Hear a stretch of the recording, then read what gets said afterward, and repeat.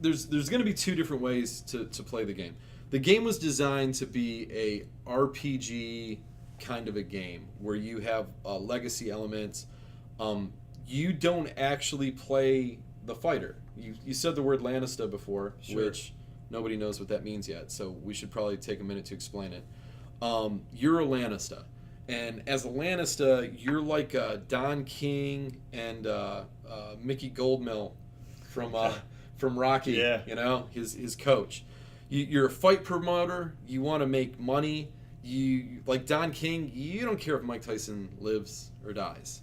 You don't care if he really wins or loses. Ultimately, as long as you're making a lot of money on the event and it's generating publicity for you and your name and your brand, whether it's Buster Douglas or Mike Tyson, you're getting paid either way. As long as people are tuning in and as long as people know you're the man that's going to bring them fantastic feats of entertainment. That's the core of what being a Lanista is. Yes. The overall goal of the game is to achieve fame. And money. And money. Yeah, fame and money, because it's all that matters, right?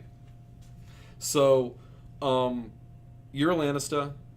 Other part of your job is to tell your helot what to do.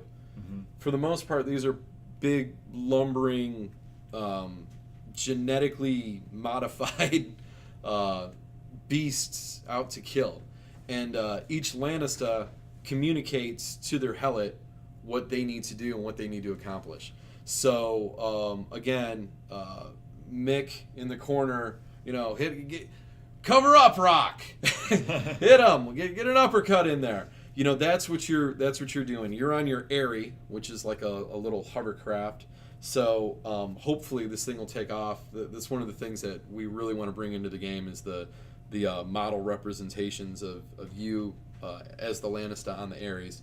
But imagine like a hovercraft kind of going above the arena here, and you're in that little hover ship screaming down to your helots below instructions as to what they need to do. Or depending on what kind of Lanista you are, maybe you're doing it telepathically. Yeah. You know, again, back to our love of character creation and the freedom of role-playing games. We set this up so if you go into that role-play world in Nexus, your Lanista can literally be whatever you can imagine. Like, he can be a blinged out, like Kanye West egomaniac alien. Sure. Or he could be like Gandhi, who's trying to... or the dude from Big Lebowski. Yeah, the dude. The dude abides. But whatever you want to come up with, like, because again, we love character creations. And one of the things that I used to not like, and probably the reason I liked Rifts so much growing up, Rifts was my go-to role-playing game. That was probably my all-time favorite. Was because it was completely wide open. Anything was possible. You know, with D&D and other games, it's, you know, you're a dwarf or you're this or you're that. And as a kid, like, I don't know, my imagination was just bigger than that. You know, being narrowed down to those classes. And the other thing is, like, you would make a character and you would make your character look amazing and awesome and, like, all geared up and, you know, but then, like, you'd start playing the game and you're level 1 and you're kind of a noob and you can't afford to have all that equipment. Mm-hmm. So it's like, here's a representation of my character as I hope he will be, you know, one day. With this, you know, in that our role play aspect of it, it doesn't affect anything other than it doesn't affect anything. Mm-hmm. Our motivations, our helots are the same way, actually. You can do whatever you want with them. There's no races, there's no specific way that they have to look. There's some things between the motivations, as some are a little bit physically more intimidating than others. Some, you know, Sure. some are more nimble and things like that. But it's just very generic stuff. We don't even have. You can have as many limbs as you want. You can have arms or tentacles. You can do whatever you want with your imagination in this game. We kept it wide open. Like that for a reason, because we want this to spark people's imaginations. We look forward to seeing what people come up with. We encourage other people and other companies actually to make miniatures for the game. That was another big part about this, was creating a world where artists, like people in the game industry, could do whatever they want. And there would be a platform for people to buy it and use it. If you look, our miniatures are big. We got big minis, you know. I wish... That's impressive. Yeah, thank you.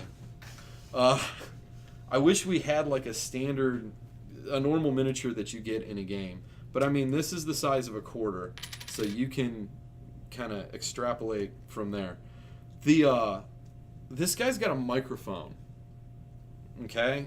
This is a big, kind of looks like me coming out of the shower, kind of tubby alien. I don't really have that much muscle going. Holding a microphone. This is a valid and encouraged helot in our game. Mm-hmm. This is the Criticure, which is one of the 8 starting motivations that we have in this edition of Nexus. And this is just straight out of Danny's imagination. And it worked, because everything works in Nexus.